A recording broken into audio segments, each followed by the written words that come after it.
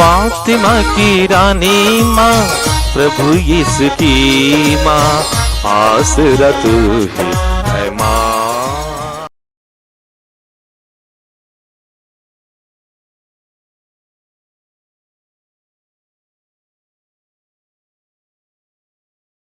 पहला पाठ प्रेरित चरित अध्याय 18 पद संख्याएं 23 से 28 तक। पौलुस कुछ समय अंताकिया में रहा, तब फिर विदा होकर उसने गलातिया और इसके बाद फ्रिजिया का भ्रमण करते हुए सब शिष्यों को ढाढ़स बंधाया। उस समय अपोलो नामक यहूदी एफेसस पहुंचा। उसका जन्म सिकंदरिया में हुआ था। वह शक्तिशाली वक्ता और धर्म ग्रंथ का पंडित था। उससे प्रभु के मार्ग की शिक्षा मिली थी।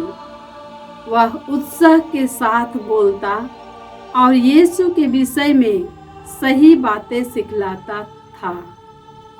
यद्यपि वह केवल यूहन्ना के बपतिस्मा से परिचित था, वह सभागृह में निसंकोच बोलने लगा। प्रिसिल्ला और अक्विला उसकी शिक्षा सुनने के बाद उससे अपने साथ ले गए और उन्होंने अधिक विस्तार के साथ उसे ईश्वर का मार्ग समझाया। जब अपोलो ने अखैया जाना चाहा, तो भाइयों ने उसकी सहायता की और शिष्यों के नाम पत्र देकर निवेदन किया कि वे उसका स्वागत करें।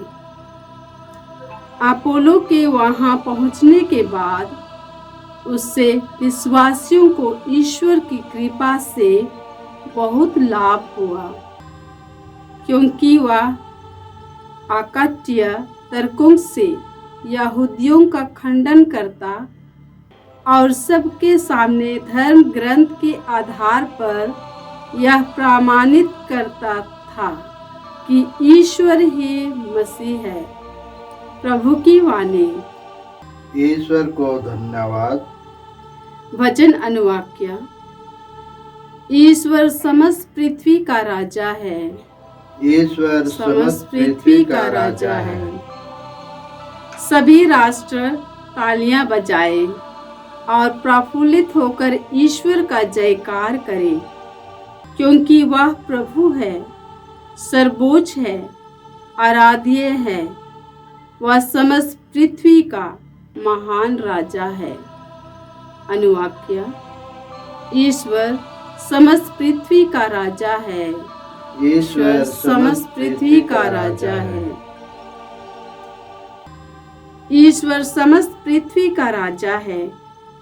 उसके आदर में मन लगाकर बाजा बजाओ। ईश्वर सभी राष्ट्रों पर राज्य करता है। वह अपने पवित्र सिंहासन पर विराजमान है। अनुवाक्य। ईश्वर समस्त पृथ्वी का राजा है। ईश्वर समस्त पृथ्वी का राजा है। अन्य राष्ट्रों के शासक इब्राहिम के ईश्वर की प्रजा से मेल करते हैं। पृथ्वी के शासक ईश्वर के अधीन हैं। ईश्वर सबों पर राज्य करता है। अनुवाक्य। ईश्वर समस्त पृथ्वी का राजा है। ईश्वर समस्त पृथ्वी का राजा है। जय घोष। हालेलुया। मैं पिता के यहाँ से संसार में आया हूँ। अब मैं संसार को छोड़कर पिता के पास जा रहा हूँ। हालेलुया। प्रभु आप लोगों के साथ हो और आपकी आत्मा के साथ। संत यूहन्ना के अनुसार प्रभु यीशु ख्रिस्त का पवित्र सुसमाचार। हे प्रभु तेरी महिमा हो। अध्याय 16 पद संख्याएं 23 से 28। यीशु ने अपने शिष्यों से यह कहा, मैं तुम लोगों से कहे देता हूँ, तुम पिता से जो कुछ मांगोगे वह तुम्हें मेरे नाम पर वही प्रदान करेगा। अब तक तुमने मेरा नाम लेकर कुछ भी नहीं मांगा है। मांगो और पाओगे, जिससे तुम्हारा आनंद परिपूर्ण हो। मैं तुम लोगों से यह सब दृष्टांतों में कहा है। वह समय आ रहा है जब मैं फिर तुम लोगों से दृष्टांतों में कुछ नहीं कहूँगा, बल्कि तुम्हें स्पष्ट शब्दों में पिता के विषय में बताऊंगा। तुम उस दिन मेरा नाम लेकर प्रार्थना करोगे। मैं नहीं कहता कि तुम्हारे लिए पिता से निवेदन करूंगा। पिता तो स्वयं तुम्हें प्यार करता है, क्योंकि तुमने मुझे प्यार किया और यह विश्वास किया है कि मैं ईश्वर के यहाँ से आया हूँ।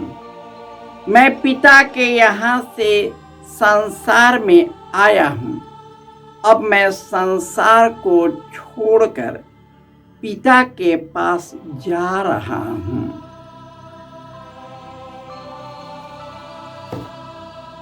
यह प्रभु का सुसमाचार है। हे क्रिस्त तेरी स्तुति हो। ख्रिस्त में प्यारे भाइयों और बहनों, यीशु के पुनरुत्थान के बाद हम विश्वासियों में मृत्यु का डर नहीं रहा, क्योंकि प्रभु यीशु इस दुनिया को छोड़ने से पहले अपने शिष्यों से कहा था, जो कुछ तुम मेरे नाम पर मांगोगे मैं तुम्हें वही प्रदान करूंगा। मैं नहीं कहता कि मैं पिता से प्रार्थना करूंगा, क्योंकि पिता स्वयं तुम्हें प्यार करता है, और जो मुझे प्यार करता है मेरी शिक्षा को सुनता है। मेरा पिता उसे प्यार करेगा और वह वही प्रदान करेगा जो मैं प्रदान करूंगा। और इस संसार को मैं छोड़कर जा रहा हूँ, और मैं सदा के लिए अपने पिता से संयुक्त होकर उनके दाहिने विराजमान रहूँगा, और वहाँ पर तेरे लिए स्थान का प्रबंध करूँगा, जिससे जहाँ मैं हूँ वहाँ तुम भी आ सको।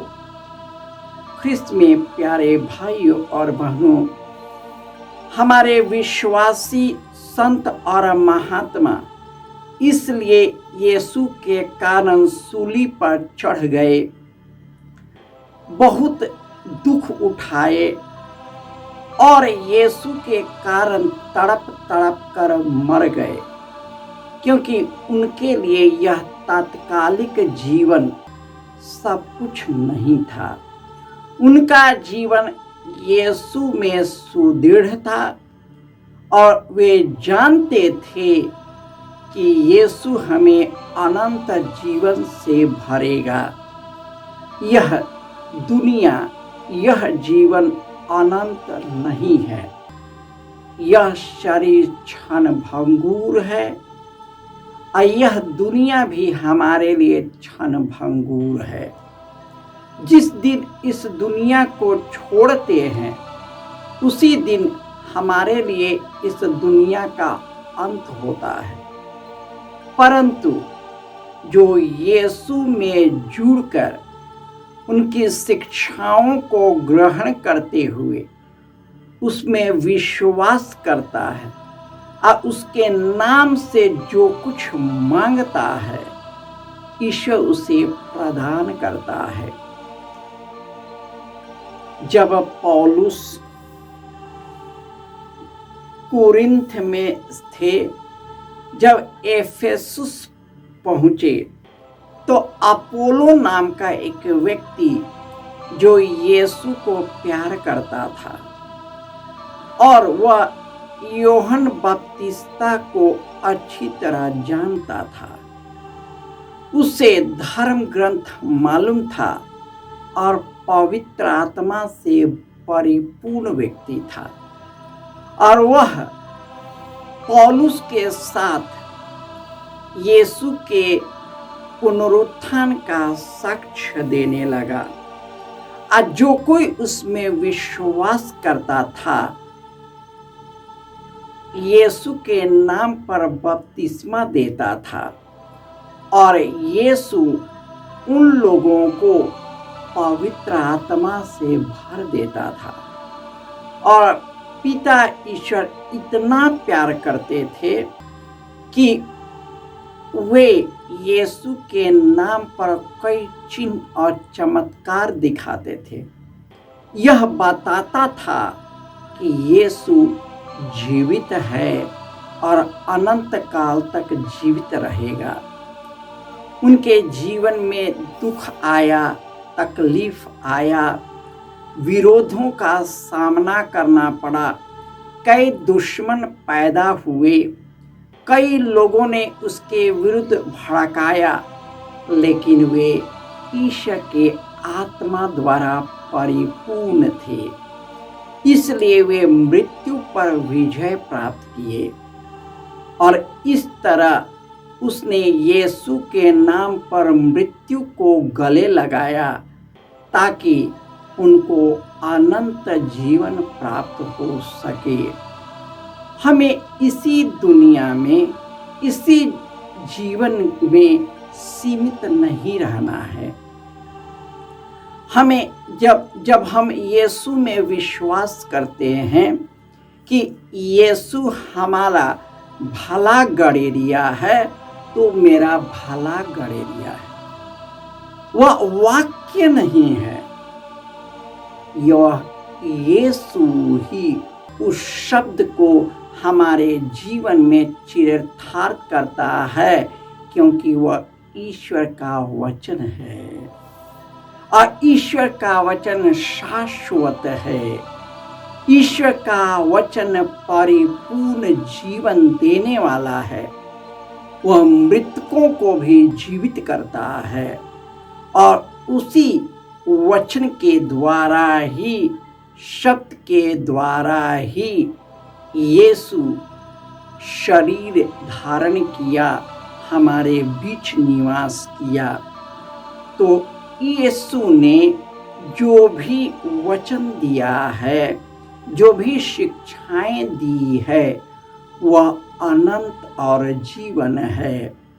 उसी में विश्वास करते हुए पवित्र और निष्कलंक जीवन बिताते रहे और पुनर्जीवित यीशु का साक्ष्य देते रहे। जय यीशु।